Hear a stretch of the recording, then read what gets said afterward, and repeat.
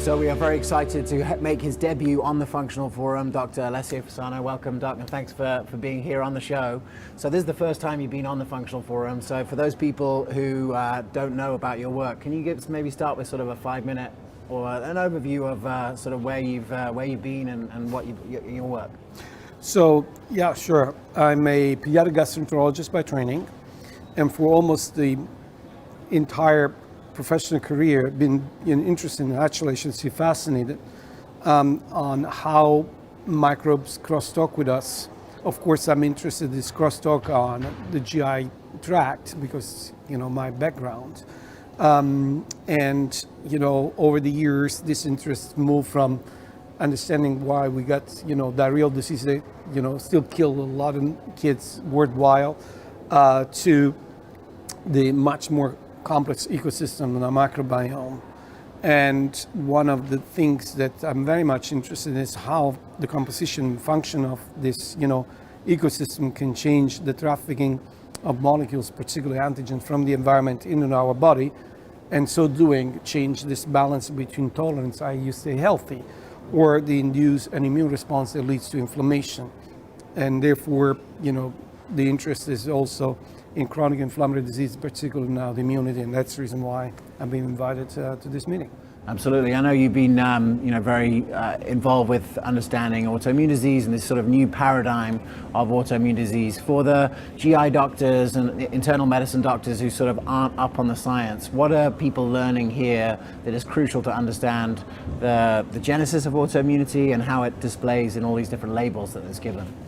Yeah, I believe that two major lessons for what I heard today, and again, we're almost just at the beginning of this 3 days marathon. There's already transformation, I should say. One, that, the old paradigm that autoimmunity is the results of, gene-environment interaction is reductive. So absolutely genes and environment are important and necessary, but not sufficient. There are other elements at play. And specifically, at least the other three elements. So again, gut permeability allows these two worlds that in general are segregated, because genes that live in our body and this molecule that keep at bay outside, they can physically interact. The immune system, that of course, is doing something wrong because, fire this chronic inflammation. And then, of course, the microbiome and its composition and function that seems to dictate the switch between genetic predisposition to clinical actuality by epigenetically, changing if and when the genes that we have are expressed or, suppressed. And this, balance of expression, repression may be the ones that create the perfect storm to move from predisposition to clinical actuality. So that's pretty much the very most important lesson that I learned today. The second, and again, this is something that I felt for a long time, and it's not accepted whatsoever by the general view, particularly classical immunologists, that, I do not think that, autoimmunity is a one-way street, so that when you break tolerance, that's it. There is nothing you can do because now the disease goes in automatic. If you find a way to stop this interplay between the environment and the genes by affecting one of these 5 pillars, i.e., the epigenetic, so target your genetic, makeup, or the environment, or the gut permeability, or the way the immune system works, or the composition function of the microbiome, you can, eventually stop inflammation.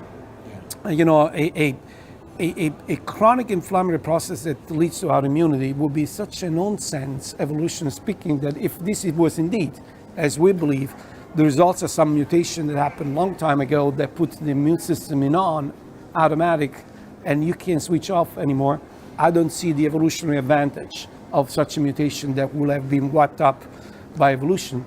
Not only we didn't see, the elimination of autoimmunity, but now we're on a rampage of it. So clearly there is something else at play here. So the immune system that is chronically creating inflammation is probably doing its job the way that was programmed, because it's instigated somehow to fight.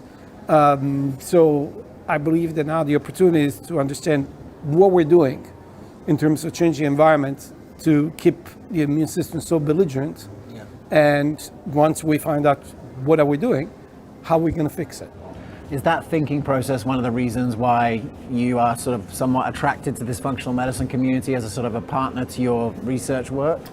But see, I have a different kind of a mental attitude. I have intellectual curiosity. Yeah. And I have as a primary goal that would never change my focus, the well-being of the patients that I take care of, whatever it takes. I'm not saying that I'm a, total supportive of functional medicine versus, conventional evidence-based medicine or vice versa. I don't see, by the way, this as one opposite to the other, but I see them to really bring to the table a different perspective that will be useful to integrate, actually. Because, some of the integrated medicine, and functional medicine approach may not explain everything. And needs some support from the evidence-based medicine and vice versa. There are so many things that in terms of, conventional, evidence-based medicine we can't explain. And, functional medicine can bring on the table the missing piece. Yeah. So I don't see this as one alternative to the other. Do you see those things coming together in the academic setting anyway? I do, actually. We see more and more institutions, including the one that I work at MGH, in which there are functional medicine, departments that are nicely integrated with other departments to, trying to answer questions that they still, are, puzzling us. Again,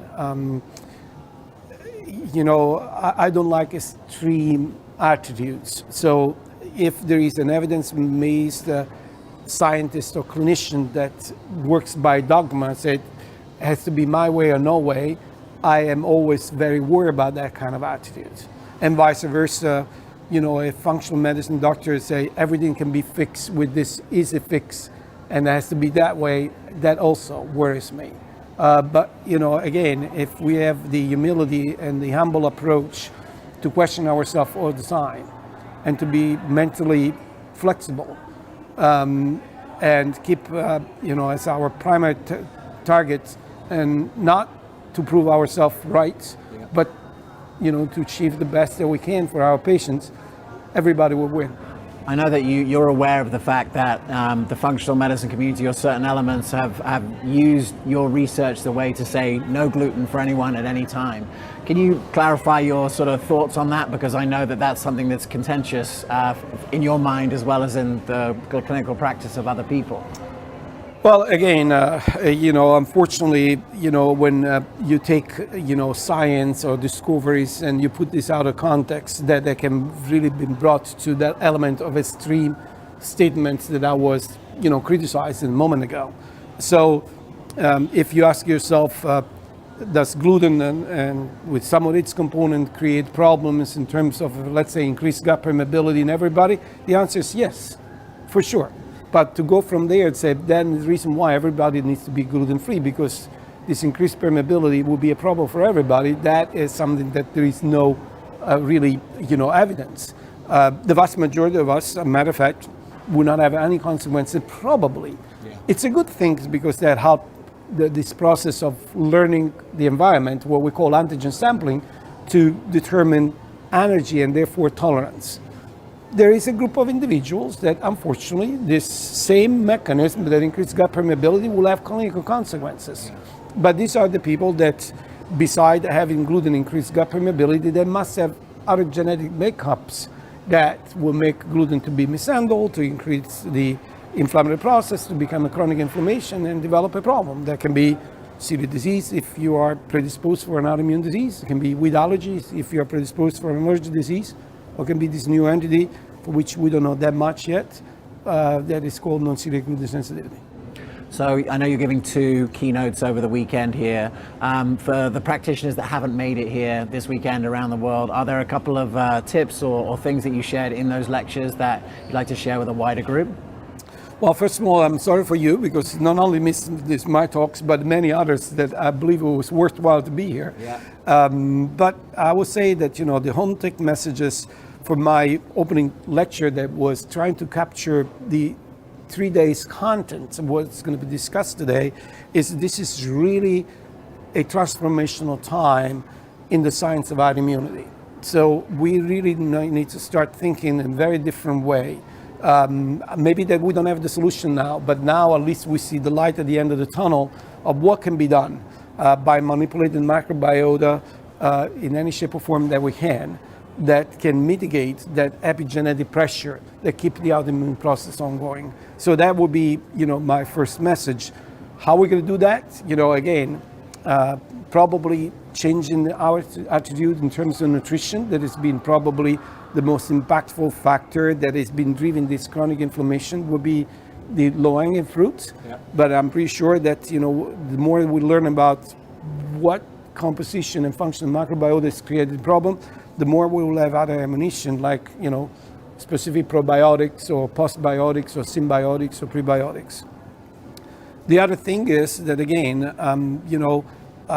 another message that goes to the second lecture that has to do with gluten-related disorders is, again, if you go absolute and you make claims that, everybody will be sick if they eat gluten, you vilify in the light of, lay people talk shows that make fun of the gluten-free diet and healthcare professional, something that is extremely important for those that have the medical necessity to be gluten-free. I keep saying that the gluten-free diet for celiacs, it's like insulin for diabetics. I would never make fun of somebody that has to take insulin because he or she has diabetes. I think that, people with celiac disease deserve the same respect when they have to embrace the gluten-free diet for medical necessity. So the risk in generalizing, the good or the bad of any kind of intervention, in this case in the gluten-free diet, is really to harm the people that they really need that the most. And I'm open in mind enough to say that, I wouldn't dispute that, for example, other autoimmune diseases like MS, rheumatoid arthritis, or, type 1 diabetes can benefit from the gluten-free diet. But contrary to celiac disease, in which everybody does, I think that there we talk about a subgroup of individuals. Yeah. Talk about personalized medicine. This is so dear to functional medicine. The challenge that we face right now is to identify that subgroup by having biomarkers that will say, of these 100 people with diabetes or MS, those 20 may benefit from gluten-free diet. Yeah. And then implement the diet only on them. And then you see the effect that will be obvious to everybody. Yeah. And you would not vilify an intervention that, if given to everybody, will have a 20% efficacy and people will scream and yell, I told you so. Yeah. It doesn't work, but if you stratify, that is 100% efficacy if you give that diet to only the 20% of people that will benefit for that. So those are, in my humble opinion, the two messages. And if I can close with something else that is a common sense, we're still in a learning process. It would be a disaster if we try to rush to the process and try to run before, learning to walk by making these new discoveries immediately implementable on the clinical ground. We will get there. Yeah. But, look at the, probiotic industry that is ballooning, trying to modify the microbiome, but we don't know exactly what we're trying to modify. But we will. Yeah. Well, thank you so much for all of your time and effort and, all the work that you've done. I know it's inspired so many, I know it's informed so many, and I know with the passion that you have and the intellectual curiosity, you're just getting started. Thank you so much. All right. Appreciate it. Appreciate it. Thank you. Okay.